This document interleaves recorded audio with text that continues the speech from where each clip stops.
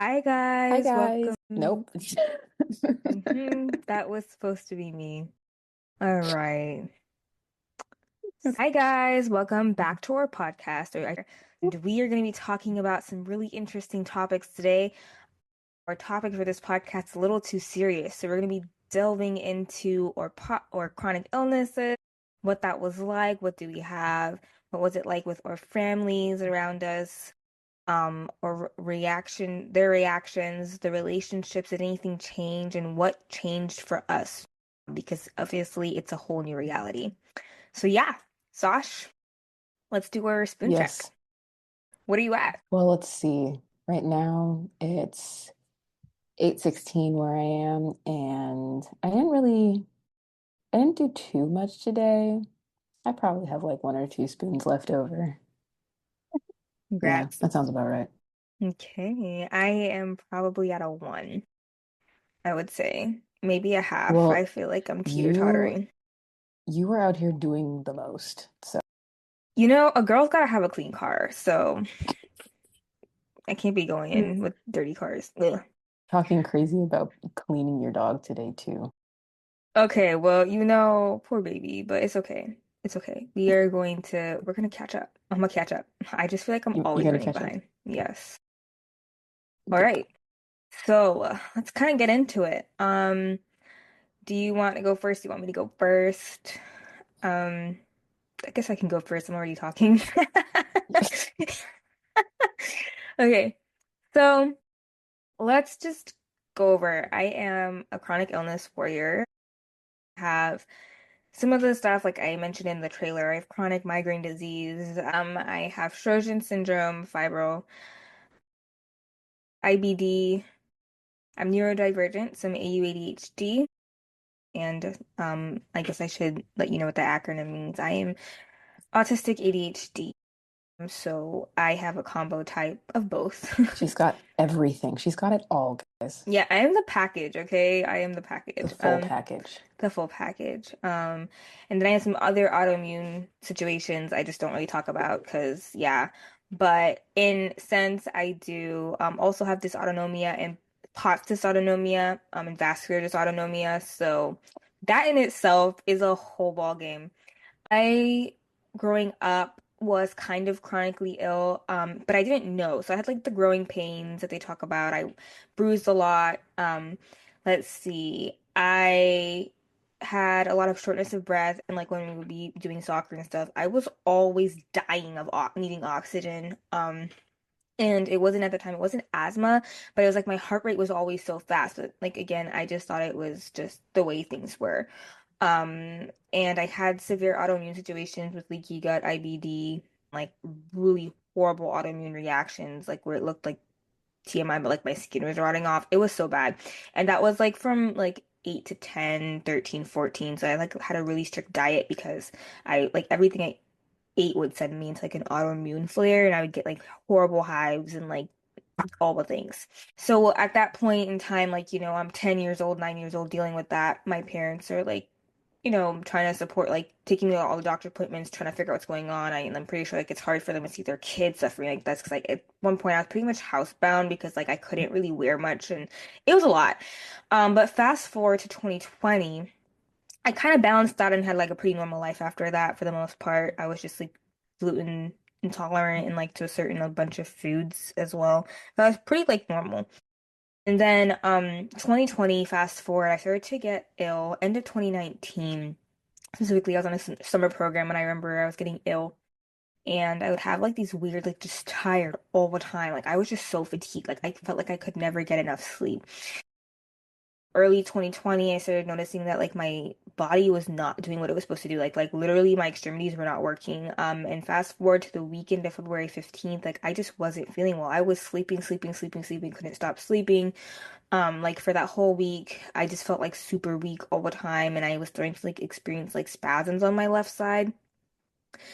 And long story short, I ended up like within a week getting like paralysis. Like I couldn't walk. I went from being able to walk to having to use a walker to practically using like a wheelchair and like rolling around in like this just random wheelchair. I went to the doctor because like I didn't feel like it was dramatic enough to go to the ER. So I was like, just take me to the doctor. Struggles of being an African American female who needs help. Right? So I was like, I don't need to go to the ER. And my mom was like, yeah, okay, we'll go to the doctor. But then anyways, I went to the doctor who directly sent me to the ER with a letter to be admitted. So I was like sent to the ER, so I practically had a bed waiting for me. And I was pediatric at this time and love PDD. Okay, love PDD. I love working it.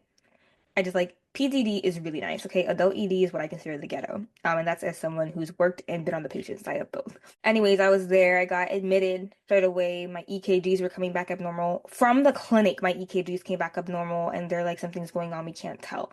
And I was like, I don't want to go to the hospital just yet. Can we see if I progress? But I did, in fact, progress because I went in the span of like 2 days when I was at the clinic from being in like walker to wheelchair. So I ended up going to the hospital, and I ended up spending like the next couple of months there in and out, mostly in, figuring out what was going on with my illness. And at that time, like it was like right as COVID landed, and so there's like too much going on in the world all at one time.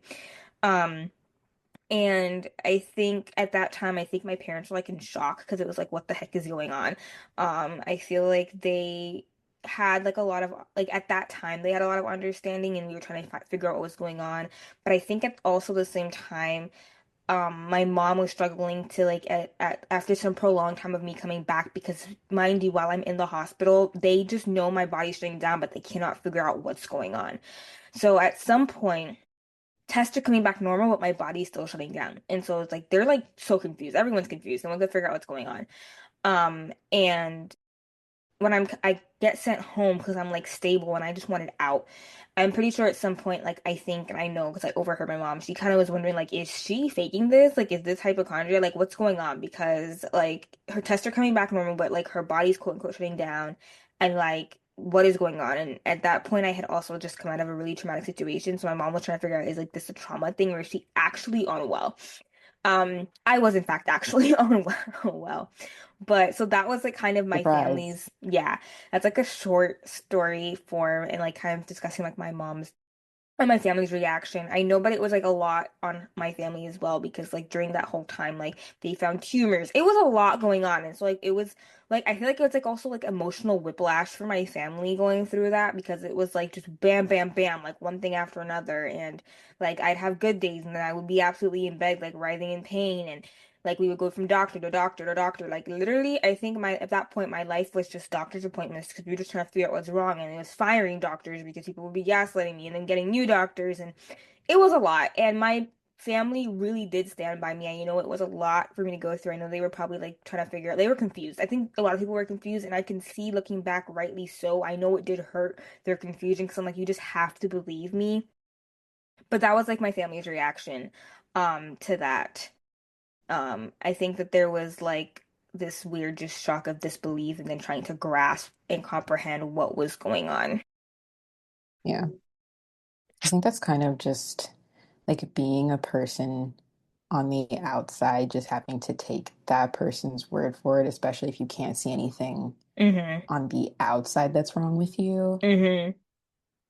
Yeah, I mean, other than my And paralysis and not keeping down food, they're like, right, it's okay, like, yeah. but you look fine. And like, we're in a different episode, we'll cover all of the things that other people say, Right. to you as a chronically ill person, because a lot of the times you might look fine, especially if you don't use anything to mitigate your symptoms like on the outside. Mm-hmm. But Yeah. yeah, I want the listeners to appreciate the the overall um clear trajectory of your story. Like, you know exactly what happened from beginning, middle, and end. And I'm only saying this because my story is a little bit weird. So, listeners, just appreciate her story just for a minute longer. And now we'll go into mine. So, right now, at this current moment, I am in the diagnostic process. A lot of the stuff that Abby was talking about, all the workup that she had happened like earlier in her life. And for me, that's all happening like right now. I am in the weeds. right now. She is fam. So, but as of right now, as of today, I currently have migraine disease. And I was just diagnosed with fibromyalgia and chronic fatigue syndrome, ME/CFS. So this is going to sound weird to those listeners out there who are not chronically ill or have not experienced the whole rigmarole of going through the diagnostic process, but we are celebrating the fact that we are getting answers. We're celebrating diagnosis right now. So that's where I'm sitting. So, yeah, I also have GERD. I it's kind of funny because I almost forget that one. Not that it doesn't affect me, it's just and I don't want to minimize it either. It's not that it's like a minor problem, it's just I know it's a symptom of something bigger. That's how I'll say it. It's a symptom of something bigger. But I was diagnosed with GERD a little bit ago. But as far as my story goes, oh, and just another thing. I tend to bounce around when I'm telling a story, and it actually just happened right now. Abby had to text me to remind me that I had GERD. So she's kind of my external brain because the cognitive fog, y'all, is real. It's so real. But anyway, back to my story. So as a kid, I always thought that I was relatively healthy, especially in comparison to my sister, who I'm sure we'll have on the podcast at some point because her story is just a lot. Her story is a lot. But in comparison to my sister, who had a bunch of medical issues, I always thought that I was fine. So I grew up, I loved playing outside, playing with my friends, always very social. But there was always this one thing that seemed to follow me around. I couldn't quite figure out what it was, but it never got in my way enough to stop me from doing what I loved doing. And the thing was, I would consistently every single weekend from the time that I was like 6 or 7 is when it started, I would consistently get headaches on the weekend, like without fail. It would usually happen, it would begin on a Saturday afternoon. All day I would be in excruciating pain. It would progress throughout the day. And then I would go to sleep at night. Sometimes I would put myself to bed early, which is really strange for, a young kid. They usually want to stay up. But I would put myself to bed. I would sleep, and then usually it would wear off. And so I was like, must have just been a headache. I'm fine. And that happened all the way up until I was a teenager. And for some reason, when I got into my teens, it kind of wore off and like I didn't really experience it as like an early teen from like 13 to 17 didn't really affect me. But then when I was 18, I got the worst. What I now know was a migraine attack. It was the worst one of my entire life up until that point. I was traveling with my school and a friend of mine had given me a chocolate covered coffee bean. And for those of you who are really sensitive to caffeine, that is like the end all. Like you don't eat that. But I didn't know. I didn't know that that was going to affect me like that. And if that specific friend ever happens to listen to this episode, it's not your fault. You didn't know. I didn't know. It's fine. So yeah, but after I ate that, within 2 hours, I was writhing in pain on the floor of where my school, like where we were staying. You couldn't find me. I'd found the darkest room I possibly could. I was curled up in a ball. And one of my friends, this was a different friend, she came to check on me. And like, I vaguely remember that moment because I was in so much pain. I was like banging my head against the wall. I was in so much pain. And so I had known previously that migraine ran in my family. My mom has migraine. My grandmother, who is no longer with us, she had migraine. And so I had been prepped. I had been primed. You're probably going to get migraine at some point. So when that happened, I was like, okay, that must have been what that was. But what I didn't know is that I was also experiencing it as a child, and nobody knew because I'm not a complainer. So that was the first thing to hit me. was migraine. And then as I'm progressing in my life, other things start to happen. I get into a pretty bad car accident with my then boyfriend. He's now my husband. Pretty bad car accident. The car was completely totaled. We walked away without anything more than a scratch. And of course, that car accident definitely caused a migraine attack because the jarring of the head and all of that. It was crazy. But after that, nothing really happened until a couple of years later. I started experiencing these like seizure like episodes where like my arms, my limbs, they would just start spasming for no reason. I'm sorry if you all hear that in the background. That is one of my service dogs. Don't mind him. He's just trying to get comfortable. Anyway, I would have all of these spasms for no reason. They'd last between like 15 minutes. That's how long that it started. The first one was like 15 minutes. And then as the years went by, they would get longer. So like 45 minutes. And they happened once or twice a year after that. So it wasn't a regular thing, but it was big enough where I was like, oh, that's kind of weird. But did I ever go to the hospital? No, because Black woman in America. If you're not dying, you don't have to go to the ER. Anyway, so a few of those episodes happened within the next few years. So this is between like 2018, 19. I was having those seizure-like episodes. And so after they happened a couple times, I think it was either in 2019, 2020, I finally went to the doctor about it. And I was misdiagnosed with epilepsy. With the neurologist that saw me, she misdiagnosed me with epilepsy. But I didn't know that at the time. I was just happy to get some kind of something that maybe could tell me what was going on. And throughout all this time, I just want to say my family was always very supportive of me. I never got any pushback from them. They wanted answers just as much as I did. My boyfriend at the time, he was also very supportive. He also just wanted answers. And even now that we're married, he's like my biggest supporter. But anyway, back to my history. I got misdiagnosed with epilepsy, and then the seizures kind of did this thing where um, they kind of wore off a little bit. I guess I didn't experience those really long episodes like I had in the past. It was kind of just like jerks throughout the day is the best way that I could describe it. So I was on seizure medication. I thought the seizure medication was the thing that was helping, but I can't really say that it was or that it wasn't. You never really know with these things, really. And so as the years are going by, I'm still experiencing migraine. I'm not being medicated for migraine right now. And then the seizures are being a thing. I'm getting medicated for the seizures, but I don't really know if that's helping or not. It's all very much up in the air. And I'm just trying to live my life. I'm trying to work. At this point, I'm trying to get ready for a wedding.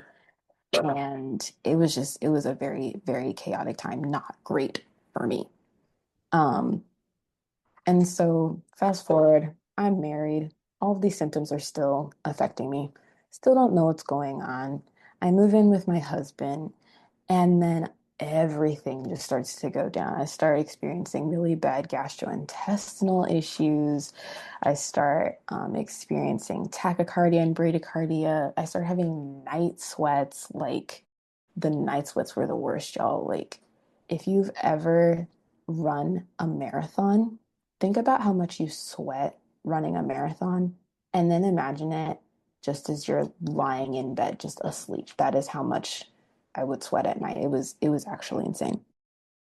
And so my husband, at that point, he was like, okay, we really need to get some answers. Like yesterday, we need to get some answers. So I start seeing all of these doctors, and all of these doctors can't tell me what's going on. I remember one time I told my primary care provider how much I was sweating. And she looked at me and she kind of laughed a little bit and she was like, well, I mean, did you turn on your air conditioning? Like, have you thrown off some of your blankets? And I was like, in my brain, I was like, if that was the simple fix, that was all I needed to do, I wouldn't be here, you know? Um, And so I kind of just left that appointment feeling really defeated. Like, okay, is it really all in my head? Like, maybe I do just need to open the window in the middle of winter, you know? Um, but of course, I had done that and it didn't help. I'm sweating rivers. And so that's all going on. These doctors are trying to give me all these medications because as a lot of you probably know, it's the battle with the insurance. It's the insurance versus the doctors. It's a lot. And still not getting very many answers. Fast forward to now, I'm seeing brand new doctors, and we're finally starting to get some answers. It's like the light at the end of the tunnel. And by now, I am functionally homebound. I really can't go anywhere. And it's really hard, you know? So I'm just that's kind of my history, I guess. And like I said, this whole entire time, my family has been really supportive of me and have been fighting for answers the same way that I have been. So, um, yeah, I want to clarify something. Not like in any way have my parents and my family not been supportive. They've been very supportive. I think that after a couple of years, um, because I've gotten a lot of answers. So Sasha and I are in two different stages of our spooning journey. I was where Sasha was in 2020, 2021, 2022, 2023-ish. I'm in 2025 right now. And I'm still getting things clarified and getting new diagnosis. But for the most part, the by struggle. 2022 and 2023, they had clarified some serious things that were able to get me stabilized. But before that, like I said, my parents are fighting for answers along with me. I mean, like my mom became my project manager and advocate for so much stuff because I was just so exhausted. I mean, I was homebound for a while and I am 50% homebound now, but I'm a student, so I have to like fight. He's really Um, fighting. let's discuss, as a kid, I didn't really consider myself sick, even though like I was sick. I did have a lot of health challenges as a kid. I didn't really consider that. My social life was pretty average. And shifting to now, something I want to know, like what is the what is your social life like now as what has changed? I mean, I know you said that you're homebound, and I'm like 50% homebound, but like let's just use the next like 3 to 4 minutes to discuss what our social life looks like now. What's look different for your social life now? Just like a little bit, since being chronically Yeah, ill. it's definitely changed a lot. Like I am an extrovert. I'm not the most extroverted person out there by any means, but I do enjoy being around my people and I like being around my people with other people and it's kind of my thing. And so when all this happened, um it impacted me in such a way that like now I barely leave the house. Like I have friends, where I am, and it's really hard to want to go and see them because I know I'm going to come home and be completely wasted and I'll probably be where I am. Yeah. No, I get that. My best friend lives like in a hole across the entire country from me. And then my I other do. one lives like 12 hours from me. But I am blessed with a really great group of like sisters locally, who are kind of like cousins, not cousins. And they have literally come to my house on days that I've been so ill that I cannot move or get out of the bed or and like have helped me like hook up medications to my port, have done all of those things, legit like held my hair as I threw up into toilets. I've been blessed with them. My social life, and because of that, they've been very flexible with my social life. I'm an introvert, so what is a social life? I don't really care about that. But you do still want to like have your people and hang out with your people. And there are some times where I've literally had to be like, guys, I can't do it today. And either they canceled or sometimes they came over. I know when I was in the hospital fighting sepsis, like we had a Friendsgiving that I literally planned at my house. They still had it at my house because like still have it there. But they came to the hospital and like brought me food afterwards and like everyone came and they decorated my room. So like in the sense of like my social life has changed a lot. Um, I want to say in the like, and but not a lot because I was introverted. So like when all of this was going down and like we were in lockdown, I was thriving at home. Okay, I was fine. I I was fine. I I was was like, sad. yes. You telling me the government says not to go see people? Say less. You don't have to worry about me. I won't be outside because I didn't like, I don't mind. Catch me outside. How about that? Exactly. That's the mindset that I'm a part of. And but it has impacted my social life in other ways. And I think that in our next podcast episode, we will dig into that deeper, talking about relationships and social life has been affected by a chronic illness. Hmm. Yeah, I mean, thanks, Sash, for sharing your story. It was great. Mine was just so condensed because I was like boom, boom, bam. But as you guys will hear us on this podcast, you'll see the difference between how we share our stories, etc. Being that I am Yeah. an INTJ and she's an ENFP. I just bullet point things because bleh. And Just naturally bullet points things. I don't know how to do that. I'm literally everywhere. my You have brain to isn't make it word make sense for you. documented. Exactly. Exactly. Anyways, thank you guys so much for joining us. If you got to the end, you're a real one. Don't forget, follow us on all the platforms, and the handle is Surviving on Spoons. I hope that your spoons, I'm sharing spoons. I don't have much spoons to share, but I am sharing spoons. So I hope that your spoon count is not in the negative today, and that you guys have a great day. Yeah. Thanks for tuning in. All right, guys, we'll see you on the next episode. Bye.